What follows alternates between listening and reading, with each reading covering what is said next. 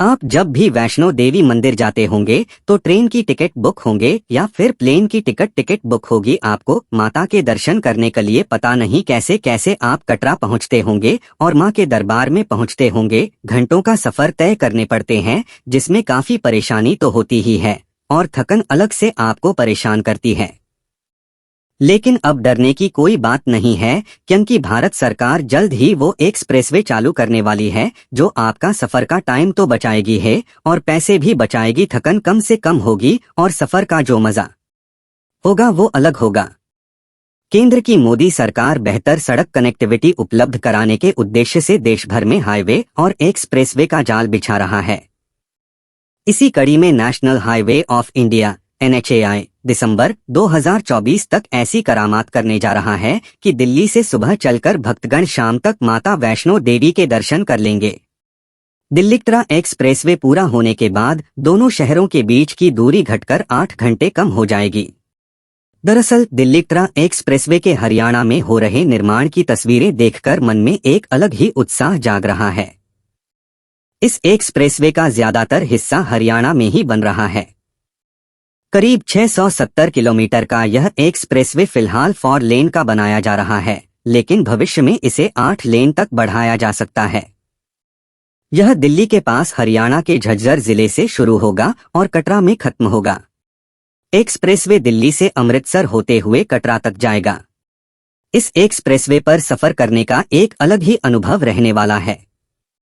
हरियाणा में बन रहा पहले और दूसरे चरण का काम काफी तेजी से चल रहा है।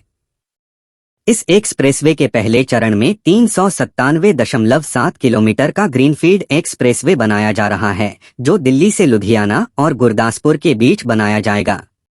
इसके अलावा 99 किलोमीटर का एक कनेक्टिंग रोड नाकोदर से अमृतसर के बीच बनाया जाएगा। रोड की चौड़ाई करीब 90 मीटर की है और इसे बनाने में करीब 35,000 करोड़ रुपए के बजट का अनुमान लगाया गया है। इस एक्सप्रेसवे के दूसरे चरण के तहत गुरदासपुर से पठानकोट और फिर जम्मू से कटरा तक एक्सप्रेसवे का निर्माण किया जाएगा। इसके अलावा 12.34 किलोमीटर का एक लिंक रोड पठानकोट से गोबिंदसर तक बनाया जाएगा। यह एक्सप्रेसवे से हरियाणा के झज्जर, रोहतक, सोनीपत, जींद, करनाल और कैथल जिले से होकर गुजरेगा। इसके अलावा पंजाब के पटियाला, संगरूर, लुधियाना, जालंधर, कपूरथला, तरनतारन, अमृतसर और गुरदासपुर जिले तक जाने के लिए भी लिंक रोड बनाया जाएगा। इस एक्सप्रेसवे का निर्माण पूरा होने के बाद दिल्ली से वैष्णो देवी पहुंचना काफी आसान हो जाएगा। इसका निर्माण पूरा होने के बाद दोनों शहरों के बीच की दूरी मौजूदा 730 किलोमीटर से घटकर 590 किलोमीटर रह जाएगी। इतना ही नहीं, दिल्ली से कटरा तक जाने में अभी लगने वाला 14 घंटे का सफर घटकर महज 6 घंटे रह जाएगा। यानी दोनों शहरों के बीच ट्रैवल टाइम करीब 8 घंटे कम हो जाएगा।